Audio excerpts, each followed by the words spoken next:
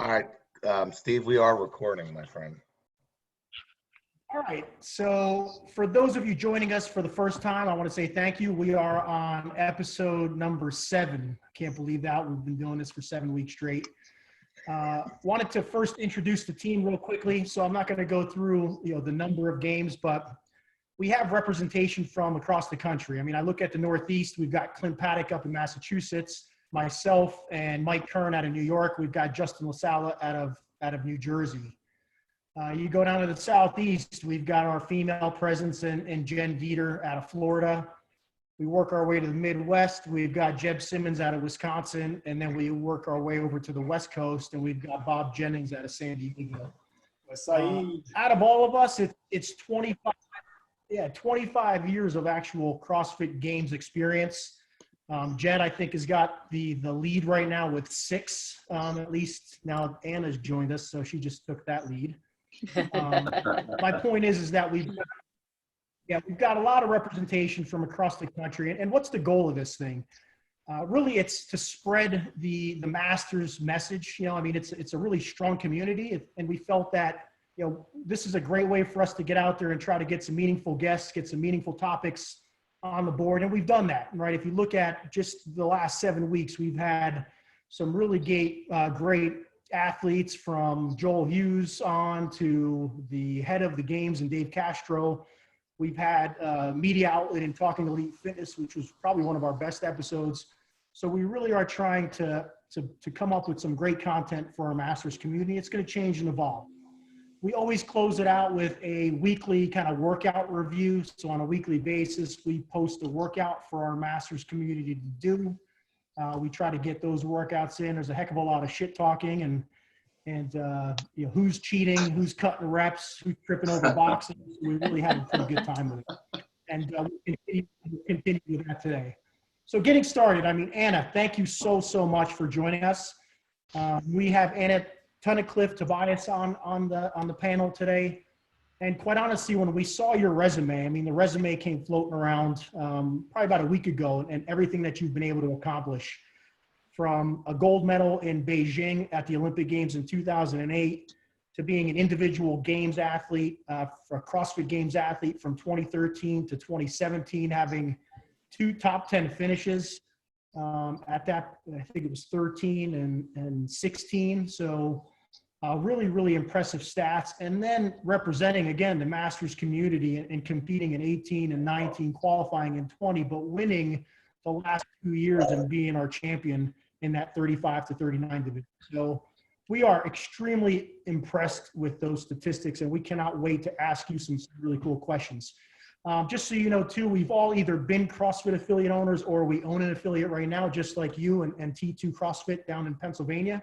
So we are ecstatic about having you, and this is where I'll pass it over to Justin LaSala to kind of get started and get the questions going. So thanks again, Anna. We're looking forward to this.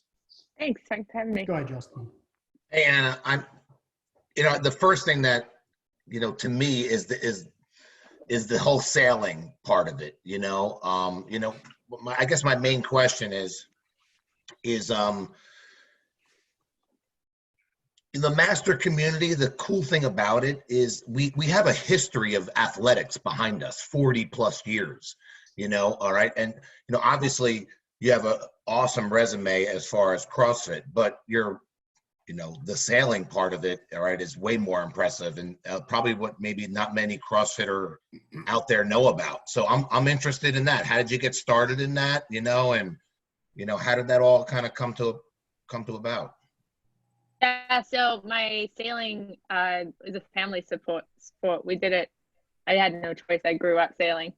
My parents did it, and right from a very early age, I was in boats. Actually really hated sailing for the longest time.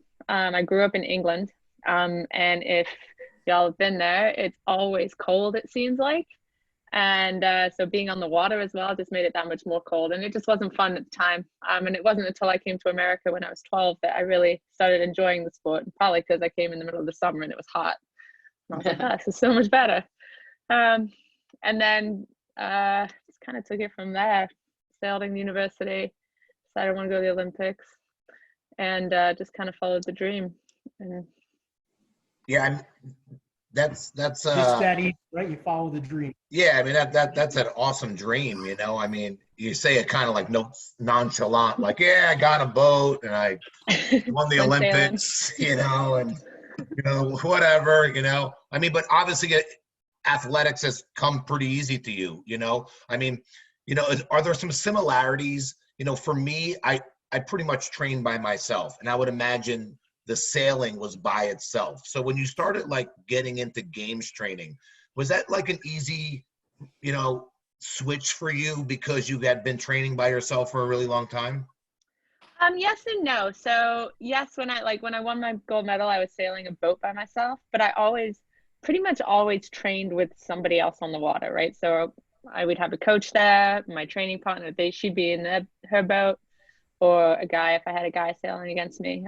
So there would always be somebody else out in the water, just like if you had a training partner in the gym, you'd have somebody to push you, and you find somebody that is strong in your weakness areas. So we'd have something like that. But the internal mind game of like when we were racing or training, to not give up, like if they were kicking my butt over and over and over again, like how to stay mentally strong through that.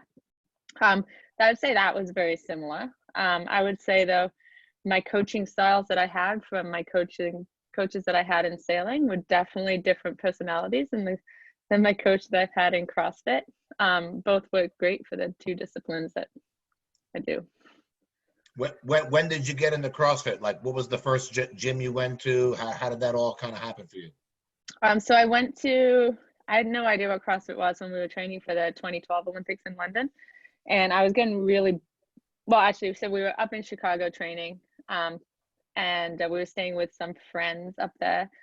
And we're like, hey, we need a gym to go to. Can you show us where there is one? They're like, well, hey, come to this gym. We go to this gym. And we talk to the owners. They'll let you come in, try the classes.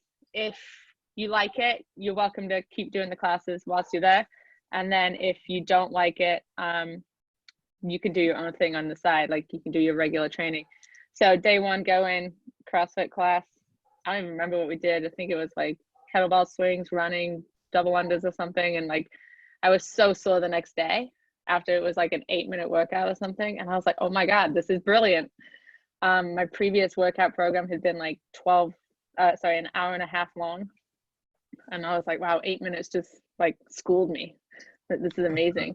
And then like, so over the time we were staying there, they were like, oh yeah, well, the CrossFit Games is this. And like, they were playing it on the TV and I was like, whoa, look at these girls. This is amazing. And then from there, I was like, all right. So I kind of wanted to get more and more into it. And so kind of switched just pretty much that was the day I stopped doing my like Globo Gym training and started doing CrossFit training. So I did their classes whilst I was up there. I don't think that gym is there anymore, but the owners, it's E-Town CrossFit, I think, in Chicago or Evanston, Chicago area. Anyway, so then when we moved to Miami, we got back to Miami for our winter training.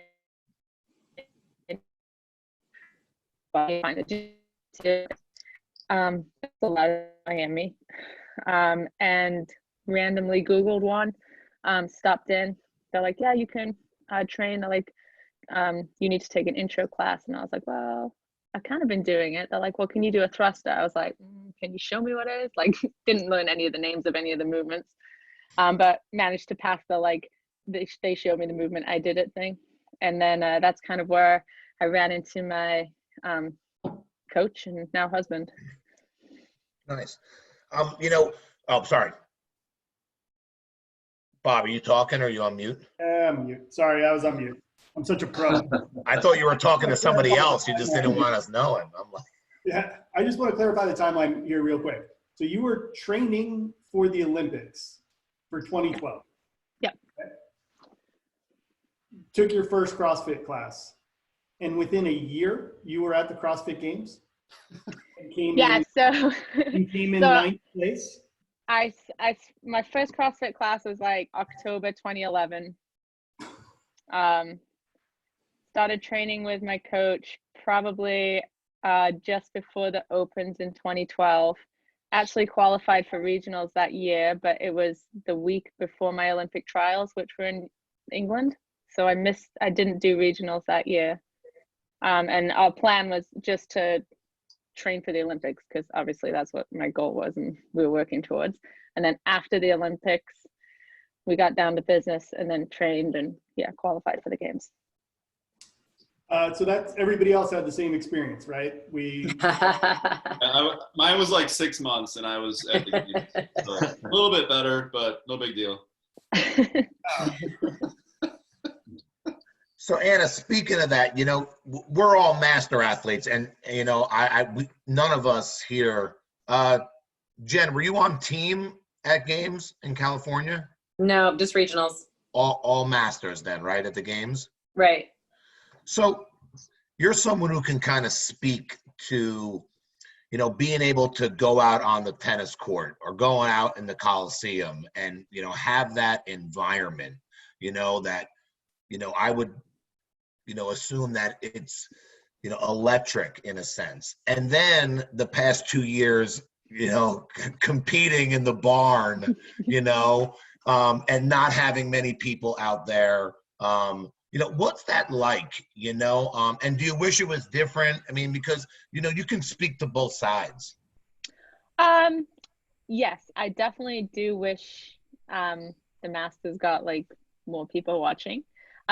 Being out on the tennis stadium and in the Coliseum was amazing, like just electric. The energy in those stadiums got you fired up, Obviously I wasn't a big name, and I didn't feel like, they were cheering for like Katrin and Tia and all of them, but still like you could channel it and pretend even that they were cheering for you, and it just amazing energy. Like it got you fired up and you would felt like you could accomplish whatever Dave had thrown at you.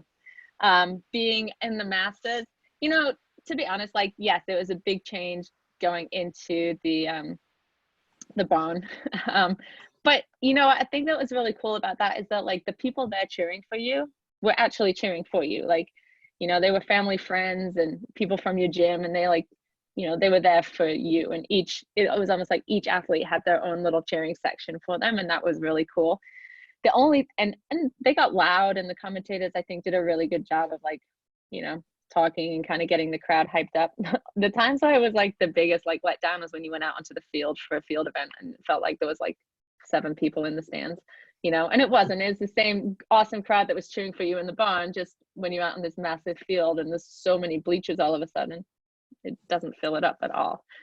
So it is like, you're like, oh, you feel a little deflated when you walk out there because it's like, oh, the stands are empty. But, then you look around and the fun I had in the Masters competing in that, like, you with each other, right? Like, so the other competitors, like you cheered each other on, and it was kind of a different sort of feeling between the Masters competitors that were all out there versus like being at the on the individual field. Yeah, for sure. We talk about it all the time. You guys can speak to it. I mean, I think it's not our job. I mean, if we win, it's nice. You get some money, and you get a medal, but you go back to your day. Right. So I guess maybe that, because the individuals, there's a lot more at stake maybe, I think maybe not, we're all super competitive, I mean, like a lot of us are in the same division, and I know that we'll joke in the corral, but as soon as we step on the mat and you hear stand by, it's we're all just really just going after it. Yeah, I mean, I'll throw it around to these guys. You got any specific questions? Again, we always wonder why some of the big name athletes, that don't do the Masters, I mean, there's a handful of guys out there and females probably that could bring a lot of star power, so to speak, to the divisions, what made you want to, do the Masters? Are you just super competitive? I mean, the money's actually pretty good, 35, the money's pretty good. It drops, right, at 40. Doesn't it drop? Yeah. I think it drops significantly at 40, but 35 that's a legit prize for sure. Just maybe kind of expand on that a little bit. Do you know maybe what really made you want to do it? Are you just super competitive, or you're just like, I'm going to do it for the money or whatever? No, I'm definitely competitive for sure. I after my 5th year doing the individuals, I was just and I talked to my husband about it too, and coach, and we're like, let's kind of give the body a break a little bit. And we had a team forming at the gym. And so I was like, right, I'll compete team and I'll do the masters qualifiers, and whichever way goes, we'll go.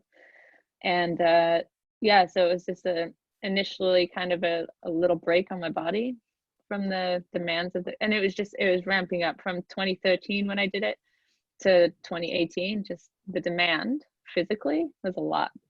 And I just needed to like slow down a little bit and let my body recover just a little bit, so that if I did want to go back or continue on, or whatever, not get injured, just be smart about it and then continue on after that. And then I had such a fun time that I was like, oh, I want to do masters again. It was awesome. Yeah. So Yeah. along those lines, you said, give your body a break, that sort of thing. How did your training change from being an individual athlete to a masters athlete? I think the off season, the training went down a little bit, just kind of one strength session and a watt a day instead of, extended strength sessions and stuff like that. Going into, like, we still ramped it up going into my first masters year. Because I didn't know what to expect, and I knew it was going to be super tight competition given everybody that qualified. So as we got closer and closer, I started training a little bit more like I would for the individuals, but it wasn't as an extended period of time as what we had done in the previous years. Plus, I was training because of we started regionals in 2018, and I was going team. I did a lot of team training, which kind of, in a way, it's not. I don't want to say in any way and disrespect teams, because team training is just as hard, but it's a different sort of training than individual training. And so I kind of shifted my training to, it was like more team stuff. So it was, to me, I feel like team is like a lot of sprint, and then you get to rest whilst your teammates do something, and then you sprint and do something, which is not necessarily always what you do in individuals. Individuals is like, right, how am I going to tackle this whole task? And like, even on sprint, once you, in a sense, pace to a point, so I had a different style of training, I would say, going into 2018, and then 2019. Just, the volume was a little bit less until, the month and a half before, and then we started increasing the volume. Was it easier on your body as far as injuries or sprains and strains and all the little stuff? Yeah, like, didn't have nagging injuries. Like, I went into last year and like nothing was an issue, and it was awesome. That sounds good. Like, no, to be honest, the last 2 years, both masters years, I've gone in with no nagging injuries, and it's been really good. Yeah, I mean, that's huge too, to stay healthy. I mean, we've all been there, I mean, some of us are probably nursing things now, but what was it, 18, you said you were with team. Would you have went team if you made it? We all assumed we were trying to talk about it earlier. That year you had the option. I mean, you pretty much knew you were going to qualify for the Masters. They were still taking 20. Were they taking 20 that year? Yeah. All right, so yeah, you're going to make it. I mean, do you go in with the mindset that, if I lose, I'll be disappointed, because kind of you were a pretty big status figure coming into the division. I mean, there's no doubt the other competition knew, hey, Anna's coming up, she's aging up. Yeah. No, I was committed team. If we qualified, I would have gone team. Yeah, that was the commitment. But hey, Sam was in the Masters that year, so. Oh, that's right. We had a pretty big competition too, didn't she? You what, sir? I think she did something to her elbow, right? Didn't she had do like all the qualifier workouts in one day? Something like that. And she had surgery. And then had her surgery the next day or something. Yeah, like I think she had. Yeah, jeez, it's crazy. Yeah. Yeah, Mike and Steve. I mean, Steve, you have you're probably the highest international athlete, with the weightlifting. I mean, it's a super cool thing to be able to make it to the Olympics alone, let alone win it. Can you speak to anything about, what it's like going through? Yeah. So, sorry. and I mean, that's why I'm extremely impressed by what you've been able to accomplish. I mean, I was training in my late teens, early 20s to try to shoot for an Olympic Games in the sport of weightlifting. I know what it did to my body. I know what kind of grind it was, and I wasn't lucky enough to make a team. But, I'm always going to remember the training and the people I surrounded myself with and the great coaches we had around us. So I'd love for you to speak to, hey, listen, you're getting ready for 2008, and what does that look like? How long did it take you to qualify? I mean, you won some world championships, I think, along the way prior to the Olympic Games. And then how easy a transition was it for you to say, and I know it was kind of a one-year thing, you're just training for 2012 and, hey, I make the games. But was it a conscious decision that you said, hey, this transfers over real nicely? Or was it completely retraining your body to do something else? So one, what did that 2008 experience feel like getting there? And then what did that transition to the games and how your training changed differ? So yeah, well, going to the Olympics is a 4-year process. It's not a every year process. The World Championships in our sport, in sailing and the Olympic sports, is an every year thing. The Olympics is a 4 years. So you're kind of planning your peaks and rests over super, super long time. And so the hardest part of Olympic campaigning, I'd say, is the mental side of everything. Building the right team, you're going to go through different phases of different coaches and training partners and whatnot. But staying mentally strong throughout all of it. Going into 2008 and actually the 2012 Olympics, the way our trials worked at the time was a US only trials. So in the sport of sailing, you can only send one boat per discipline. So you can only qualify, even if you have like 3 people ranked in the top 10 in the world, only one of you is going to go. And so it's quite tight competition, especially if you have really good sailors in your discipline. In 2008, the girl that I was competing against from the US, we were ranked between 1, 2, and 3, the last 2 years of the Olympic quad. So, and then going into the 2012 Olympics, same thing, that our top competition, the 2 of us were ranked 1, 2 or 1, 3 in the world pretty much the whole time. So super tight competition. So mentally staying tough on top of that was the hardest part of it all. But yeah, getting and like I said, the training styles and the coaching styles was totally different than what I have in CrossFit. The sailing races, they're longer. There's so many things out of your control, in a sense. You can't tell exactly you guess at what the wind's doing. You guess at understanding what the waves are doing. You make your best educated guess at what nature's throwing at you, and sometimes you get it wrong. In CrossFit, there's a barbell you got to lift, or there's a pull-up bar you got to hop on and pull yourself up on, and it's how fast are you going to do it? So this Mother Nature's not stopping you on that. It's doing your want to do it.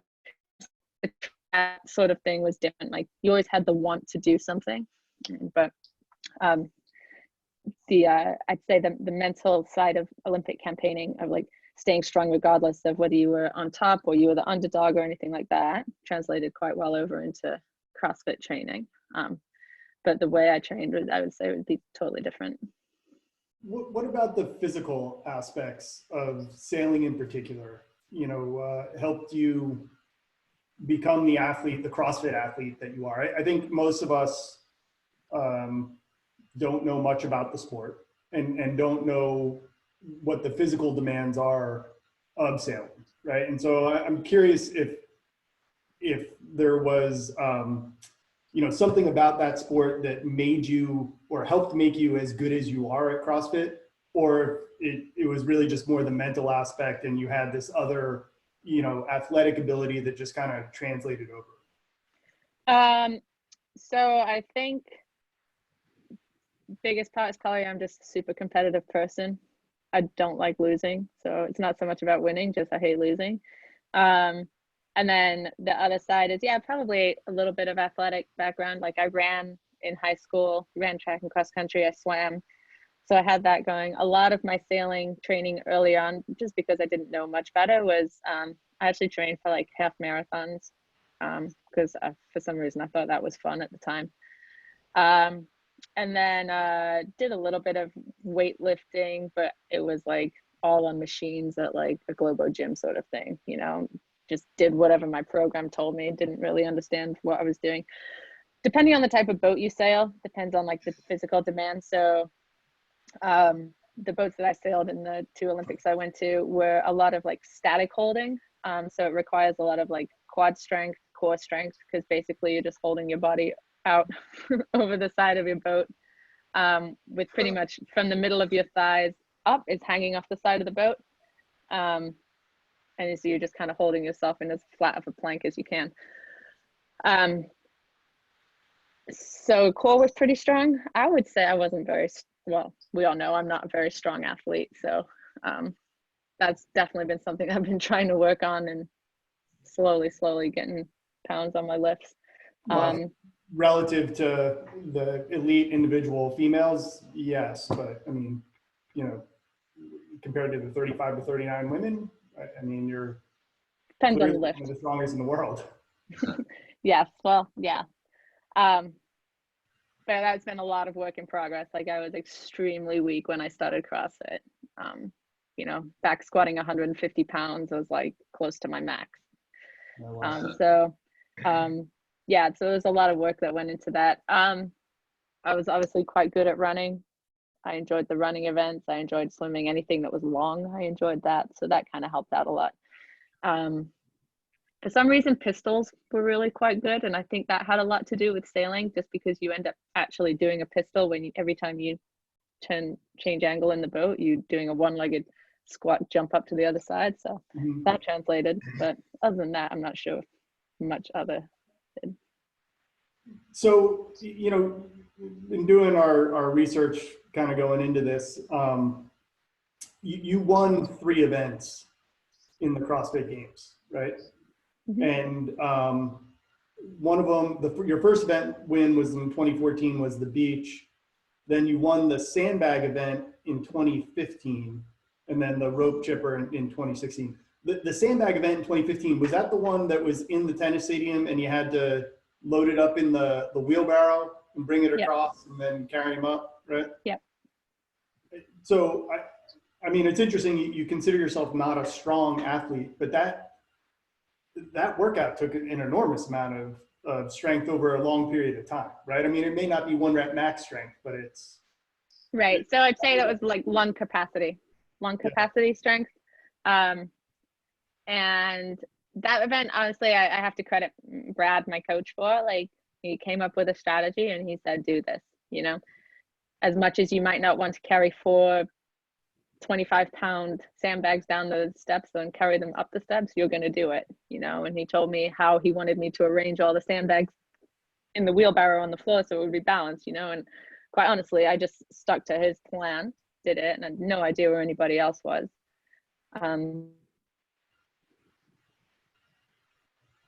Those like grind events I was quite good at, just because it was put your head down, do the work sort of thing. And again, credit to Brad, like he trained a lot of like unusual movements, unusual WODs in a way to kind of get ready for the games. So anytime there was an odd object or odd WOD in the sense of what, not something that like, we would normally see, we always did quite well. And I credit him for his creativity and, you know, training those aspects and disciplines of the sport. Yeah, Anna, I had a question about that. You know, you said your coach is your husband now, right? Yeah.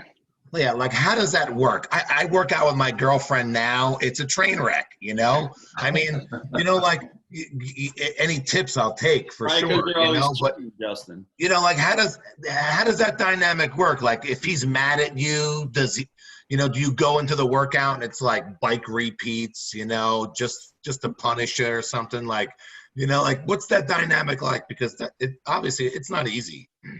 No, it's not easy. He was my coach for a while before we started dating and everything. So I got punished right from the beginning. When I was sailing, when I first met him and he started coaching me, the discipline I was doing in sailing, it was called match racing. And in match racing, you only race one other boat at a time. So you either win the race or you lose the race. And it's kind of the more races you win, obviously, the better you do, you advance on through the series. And so he developed a punishment series. So every time I lost a race, I got some sort of punishment. So the punishments kind of became like a regular thing, and if I did bad on a WOD, yeah, I'd get a punishment. As far as if he got mad at me, we had a rule where and we still kind of hold that rule through. Like if you get mad at me during a workout or I get mad at you, you get 5 minutes to sulk about it. And then we move on. What happens at the gym stays at the gym. We don't bring it home. Just 5 minutes and then it's over. Yeah, for sure. That's a good model. I'll have to tell Evelyn that. I'm going to ask these guys if they have any more questions. But Jen, we got to get your kids on, huh? How about that kid in the background, muscling off? Oh my God. Huh? Girls for the girls. What's up with Mute is those? such a beautiful thing. What? Oh God, that was Little hilarious. entertainment factor there for you guys. Mike and Clint and the rest of you guys, Jeb, I don't know if you have any specific questions, Yeah, I got just curious, Anna. I mean, I know we've heard from just other people talking like the grind of competing so many years, and like you said, dude, the Olympics, right into the games for 5 years, and then you didn't miss a beat, went to the Masters. Now you talked about, I guess obviously the training volume started ramping up towards those last couple of years of individuals. It almost turned into like a full-time job. The transition to Masters, you were able to decrease your load, recover the body, but still obviously train to be competitive. You won it the last 2 years. What's your normal, I'll say, training? And I know we're not in a normal environment now, but outside of this COVID thing, what's your Masters level competitive training? Like how many days a week? Are you still in the gym every day? Yeah. Yeah. In the gym, probably at least 6 days. Pretty much most of my training went even through the games, went individuals, and I'd train and go until my body needed a rest, so some days it would be 4 days, some weeks it'd be 4 days, some weeks it would be 14 days before you need a rest, and just depends on the workload and everything like that. But generally there's a strength session, depending on where you're at in the season, whether it's building raw strength or you're working on lifts, the gymnastic cycles that go through there. And try and ramp them up and build them up so that they kind of line up with qualifiers or the games. And then WODs, and very rarely would I do more than 1 WOD a day unless it was a volume weekend closer to games time. But, I feel if you give everything you have in 1 WOD, I don't think, unless it's your job, you don't need to be doing more than 1 WOD a day. Good. What about, go ahead. I was gonna say we all know what it's like in the corrals as Masters athletes, and I mean, I feel like for the women in my division, I'm in the 45-year-old division now. We're all pretty chill or low key or very friendly and whatnot in the corral. But I see, I've seen the women in the individual division and whatnot, and it doesn't look like everyone's quite so chill and friendly. What is it really like? Everyone's really friendly. Yeah. I think everyone is friends until 3, 2, 1, go. Obviously, everyone has their own way of psyching themselves up. So some people just like to go a little bit more quiet. I'm one that gets very chatty. I'll just talk to anybody and everybody that's around me. And, it might bother you, but I'm going to talk anyway. So I think that's everybody. like Clint. That's how Clint is. Can't shut up. But, no, everybody's super friendly. Nobody gets nasty or anything like that. I think it's just focus, and there's so much riding on the line. Right. That's their job, right? So, right. Yeah. So it just depends how people deal with psyching themselves up. But yeah, no, everybody's super friendly till go, and then after the event's over, everyone's super friendly again. Did you feel like it was much different in Masters, personality-wise? I would say maybe it was like a little more chill, but you know, there's still people get serious. People, you Yeah. know, have their ways of psyching each other up, and you know, maybe it's just because the girls that I compete against have a lot of them have come from individuals, you know, so you bring that same mentality with you. Sure. And you know, like I said, I've always been chatty, and I still am chatty in the corrals. So, but yeah, you know, I know Becca gets a little bit more like focused in on like, she gets a little quieter as we get closer and closer to the event. You know, Colleen, same thing. She got a little bit quieter, but that's just their way of focusing. It wasn't like they weren't getting nasty or mean or anything. Like somebody said something funny, everybody laughed about it and joked about it. Just their way of psyching themselves up. Right. Yep. So Anna, because you Good. know those things about some of those ladies, do you purposely try to chat it up with them? Oh, I just talked, like I said, I think it's probably just like nerves. I just talk, you know, and I've always done it, even in sailing, heading out to race courses. If I'm like, you know, getting a tow out with somebody next to me, I'll talk their ear off the whole way out. And it's probably just my way of, it probably bothers them, but it's just my way of getting rid of nerves, I think. I don't know. I got a question. So you've mentioned a few times about the mental side of things, and I'm always curious to hear what athletes like you do, or do you do anything as far as your mental toughness? Like, do you train it? Do you, you know what I mean? Yeah, It's been my a big coach. thing for me. So what's that? My coach, he's very good at training it. um, he's a Marine, so he brings a lot of that style of training to training, which is really good. There's no, like, you have to earn compliments. You have to work hard to get like, and it's good. I like it. You know, it makes you, I don't need a high five every time I finish a workout unless I did really well. Then tell me I did really well. You know, obviously you always can improve when you look back on something. And I think it was a really good way to learn. So the mental toughness part for the CrossFit side was, you know, him always being in my mind, always being in the back of my head, like coaching, yelling, telling me to go faster and we'll pick up the bar or something like that. And then again, it goes back to, I think, that competitiveness of like not liking to lose. So, and I'd say in a competition, I like to listen to the commentators a lot, and it gets me fired up. Like, it sounds silly, but if I don't hear them talking about my name, I'm like, I gotta do something more. That's awesome. Which sounds really odd and probably like really like conceited, but it kind of gets me fired up and gets me mentally going. Everybody likes to hear their name over the announcements. Unless you're the last guy out on the floor. Been there too, though. Been there too. Yeah. And so no games this year for us, obviously. Okay. No. You know, we always talk about things we'd like to see. We had Castro on, and we talked about, you know, potentially dropping the qualifier to 100. You know, like what are some changes you think would like to see? Would you like to go back to 20? You know, they dropped it to 10. You know, what are your thoughts on that? And then we'll wrap it up. No, I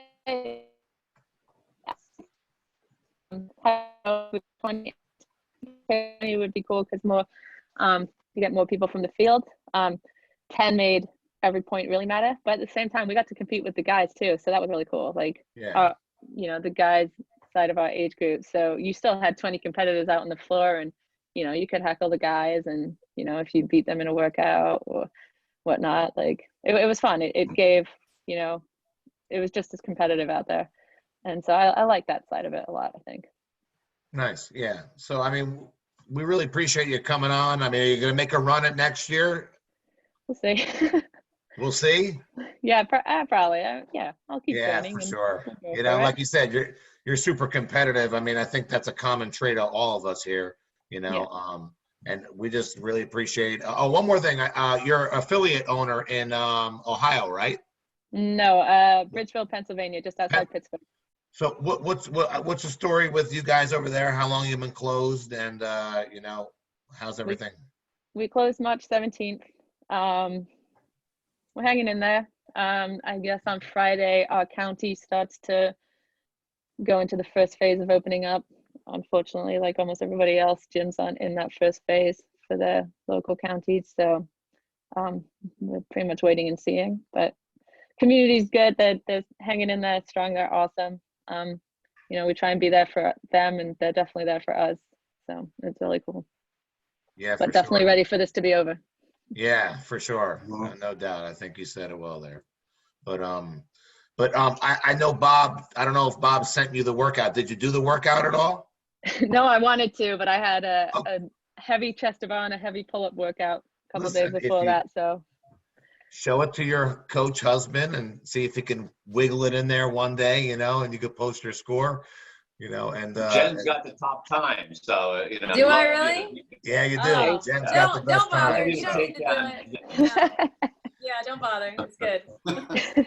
you know, thanks for joining us, you know, and hope to see you at Madison next year. yeah, thanks for having me. It's been great. Yeah, for sure. Thanks. Thanks, Anna. Yeah. Thank you. Later, Anna. How do we stop?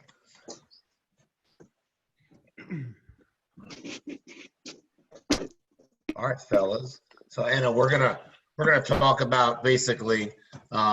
We did a workout this week, and you know, I missed a few reps. You know, I don't have a judge. I'm judging myself, and this is gonna be the panel's opportunity to call me a cheater and to bash my good name. Okay, all right. You know, so fellas, go ahead. You know, I mean, Mike, you're obviously the the statistician and Video videographer. expert is what he is. Yeah, Well, for was it sure. Mike that sent the text? Video and the videos. I mean, it was amazing because as soon as you sent the video, I was so excited to see your video. And the workout starts with the 9 pull-ups, and he did 8. Right. Anna, just so you know, he did 8 of the beginning movement. He cheated right off the bat, and I had to watch it like 5 times. And I'm just 8, but I'm like, I gotta watch this over and over again before I call him out in our group text, and like. It made my day, and it was only on like watching it. Like, let me go back and actually finish the video. That I realized he cheated again in the middle as well on Bob. I was punished. So 4. Listen, But, my burpees are fine. First off, okay, all right. You guys are tall, and you're not good at burpees, and you make fun of the short people who are good at them. Okay, And we do right? all the reps. So Listen, no, I did. Listen, you're right. I'll take any punishment. You know, I did do 1 extra chest to bar. All right. Hopefully you noticed that. You know, you're. You know what they say? You don't get credit for stupid, though. You're right. Listen, No. listen. This is why the qualifier requires you have a judge, so these mistakes don't happen, and I at least have someone to blame for sure. And Because video review, which is key, right? I mean, think about the missed reps we may have seen historically when there were no videos, and we're seeing some know. scores popping up on the leaderboard where it's like, I don't know. Mike was right. Holes in this, you know. What happened was that I was doing both clocks. So I was doing the main clock and then the we time clock. What So does it have to do I with didn't know what counting number reps? I would. Huh? What does it have to do with counting reps? I'm gonna explain it. Give me a second. All right? So after I was doing my pull-ups, all right, the guy next to me, he dropped at 9, but he was like 2 seconds ahead because he jumped early. So I thought that was 9, and I finished. If he got up, Clint, you know me. I'm good for a pull-up. Come That on. was the worst excuse I've ever heard. But it's the truth, you know. And you know what? I guess, you know, Anna, you probably didn't see the video, but I ate it on the last round box jumps, and I ripped my leg up. You know, pretty fun. And Jen did the same. And Jen, Yeah. you still got the best time. Hey, I don't know. Hopefully I did all my reps. I sent the video. Nobody said anything otherwise, so hopefully it's right. minor penalties, but we're good. Okay. Minor penalties. I'll tell you though, these guys just added me to their group text thread recently. And oh my God, I mean, that day it started off, was it Mike? Was it you that made the comment about this just made my day? I mean, they're text after text after text, just like ripping on each other. And it's actually a really fun sense of humor and camaraderie. But, you know, Justin's taking the brunt of it this week. But it's really, really funny to read all this stuff. I feel like I'm in a secret like barbershop men's club or something. I don't even know what. What I can't wait for is 2021 games. We're going to have a chest to bar event. Justin's going to get off the bar before me, and I'm going to jump down at the same time, and I'm going to say, Justin got off the bar, so I must be at the same rep count. But you'll have a judge. You'll have a certified judge, and it'll be fine. That's why I always have a judge, you know? That's why. I didn't get, hey, officially, it's an unofficial workout, technically, right? Any official video by HQ have come back clean so far. Our panel our entire panel cannot make that statement. Oh, Pick the wrong video. Hey, Anna, real quick, have you ever got hit on a video? Like, did any of your video reviews come back and they said, hey, you missed a rep or this? No. No? No, See? Brad is such a strict judge that even on a WOD where box jumps you were allowed to step up, if I tripped and stepped on it, he no-repped it and made me jump it. Yeah. Have you ever done a workout where you're like, hey, the video didn't come out and we have to redo it? You ever have a situation like that? I did this year on my lifting one. I forgot to weigh myself, or I forgot to pull all the plates off. So I had to do the lift 3 times. Nice. So I've done those ones. How much did you lift? 211. Yeah, Nice. and you're not stopping. Yeah, that's not. You're strong. You're strong, plenty. Nice. Clint, you got anything over by you? What's going on over there? Is Bill opening up or what? No, not yet. Still What's no the word? May 18th, they're supposed to give the guidelines of what can open. I don't see them opening for a while after that, so probably a couple of weeks. What about you, Bob? No, they have us in phase 3. So phase 3 is like never. I really don't even know when it is at this point. But that's why, I'm moving Legends out to Arizona, right? I can't rely on the state to open up on time. So Is that confirmed? Is that You got a definitely place? going to Arizona? is that? I said, you picked Arizona? Is that final? Yeah. I'll be announcing something in the next week or so. It's going to be at they have a bunch of spring training facilities out there. Mhm. And, That's cool. Yeah, so we're going to have it at one of the spring training facilities. So it'll kind of be more like Wadapalooza where everything's outside. But it'll be outside, December, Arizona. It's like 70 degrees every day. So Is there swimming? there will be swimming just for Clint. Uh-oh. Clint.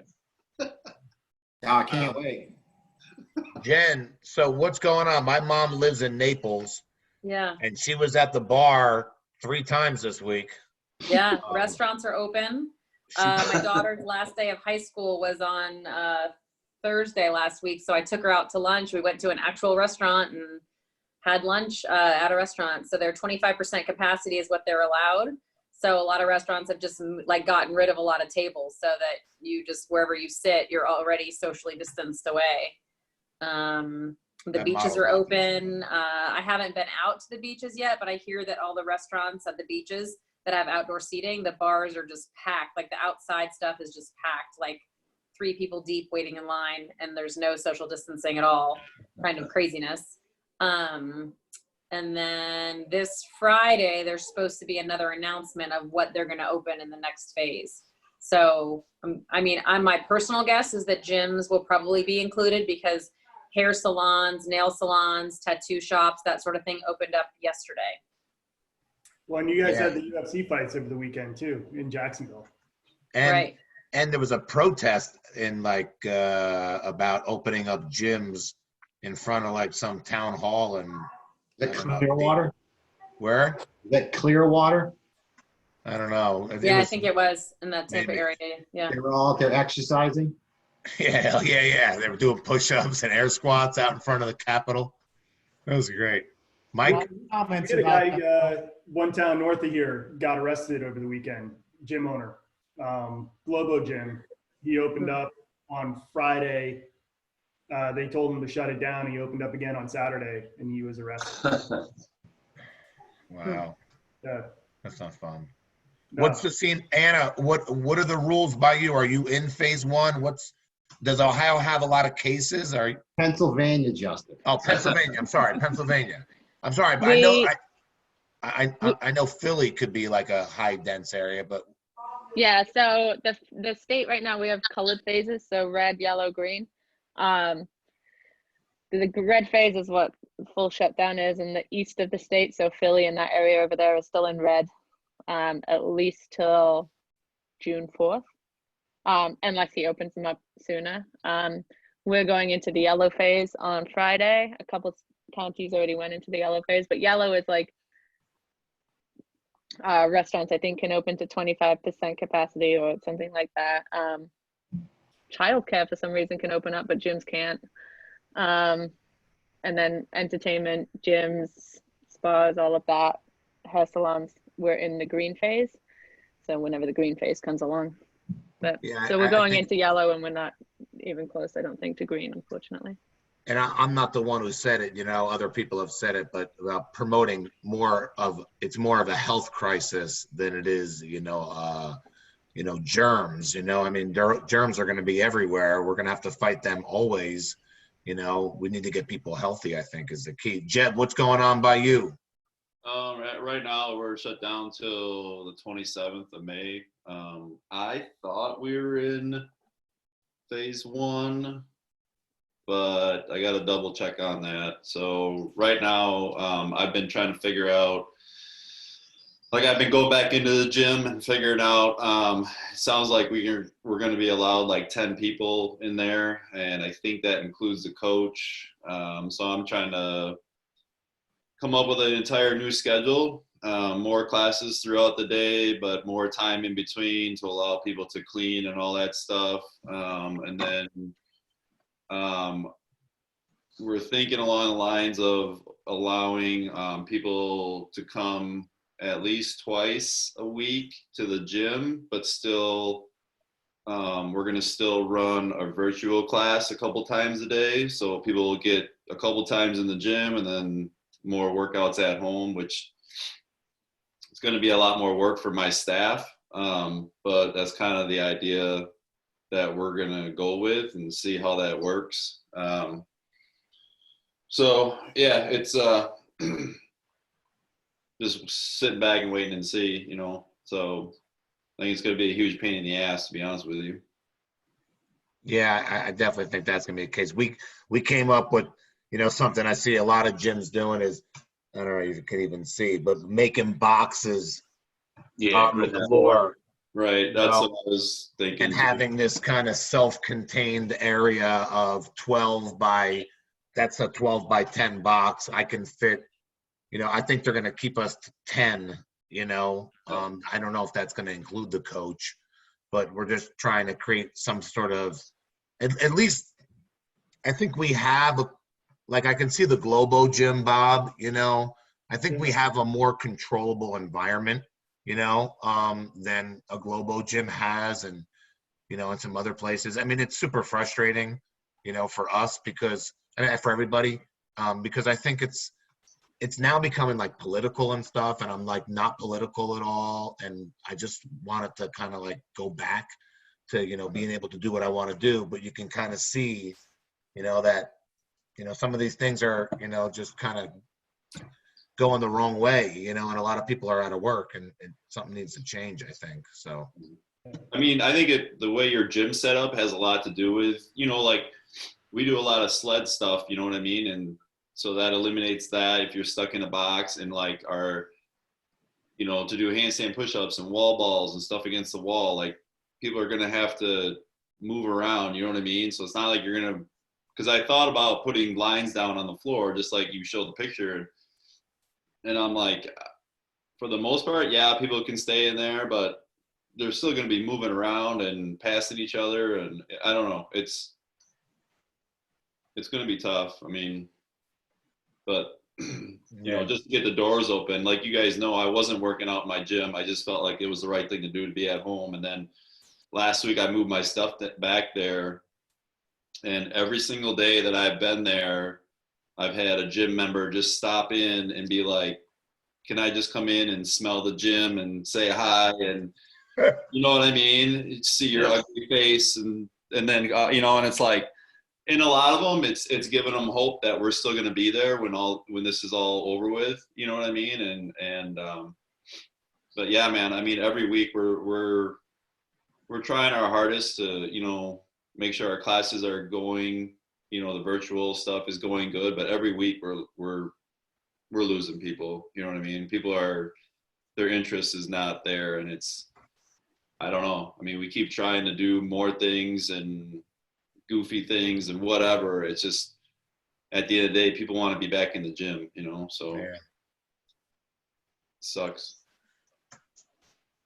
Clint, you got anything for this week? I got nothing. What workout are we doing? I think we're gonna do the jump to shark. All right. What is it again, Steve?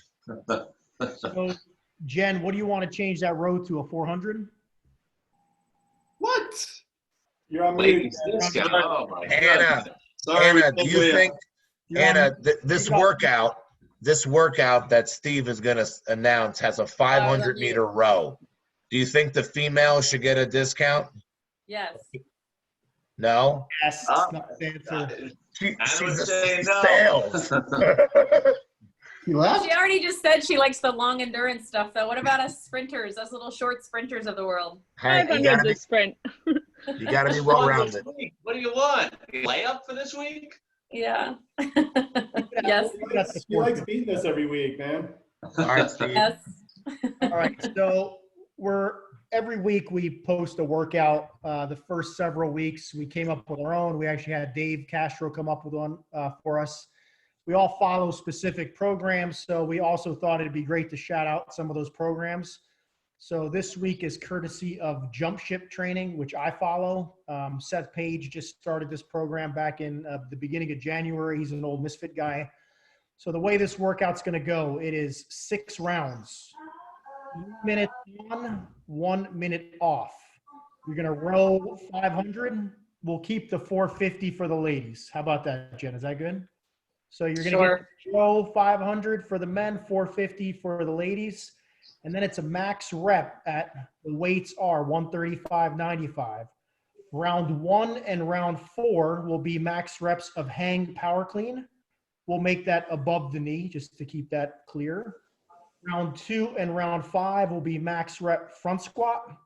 And you could squat clean the first one and that'll count as a rep.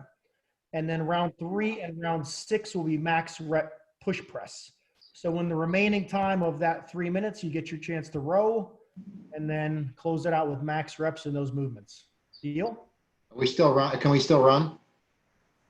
It's hard to gauge that run. I would say let's keep it. You can if you want to adjust. I'm all about all of us adjusting these if we have to, just based on what you have as far as equipment. Yeah, I don't have a rower there. I'm going to stick with the row. Don't you have a rower at the house? Yeah, but I'm not doing it at my house. I'm doing it at the gym. What, am I going to haul a rower to the gym? Don't you have like one of those cars that hold the coffins in there? You can slide the rower right in and you'll be good, right? But you know, whatever, you know, run 200 and If not, I can ski. That works. We'll come no, up. the skier doesn't count because of this. Okay. Because of what? Transitioning in and out of the rower takes way more time than just grabbing the ski handles. You're not gonna. Who's gonna video this anyways? It'd be very boring to watch. Well, Justin, Mike, I will. Mike's expecting a video, and I'm Yeah, going to I'm give him. still waiting on Jeb's. Jeb's from this week. He's not gonna Oh, have 24 minutes. I did it, but I scaled everything, so I did video. All right. But I was able to do first time pull-ups in like 4 weeks, 5 weeks. Yeah. That's good. I'm working my way back up, nursing those injuries, but I'm being smart this time. Hey, no video. There's no proof this thing was done. Okay, otherwise, guys, just like Justin, missing reps, you know, not jumping in the burpee. It took me 12 minutes. If that helps, 12 Listen, minutes. I took last today. I owned it. I said on my post, I did everything. I did this wrong. What do you want to tell No, you? you owned it when you were caught. That's like, that doesn't I don't even remember that. I don't remember doing it. You're out there. You're just going. You know, I'm thinking of all the scores and people tell me, you know, and I don't even know if half of them are true. But so Bob, you know, what do we got next week? We got the Next week, we got Masters Fitness Collective coming in. okay, cool. Are they all coming? Rin and all those guys? No, I think it's just going to be Bobby Tetris. Okay. All right, cool. Yep. All right. Steve, I'll load this up and send it to you because you're way better at the posting and the hashtagging and all that stuff. I don't know what I'm doing. Hey, let's let Clint do it this week. I won't get up at all then. Hey, Anna, thank you very much for joining us again. Really great Thank you. content, and congrats again on all your accomplishments. And we're looking forward to seeing you next year in 2021. So, Thank you. Thank you very much. Great talking to you, Anna. Thank you. Thank you. Thank you, guys. Thank All right, you. guys. Later, guys. Have a great one, Bye, guys. guys. All right, later.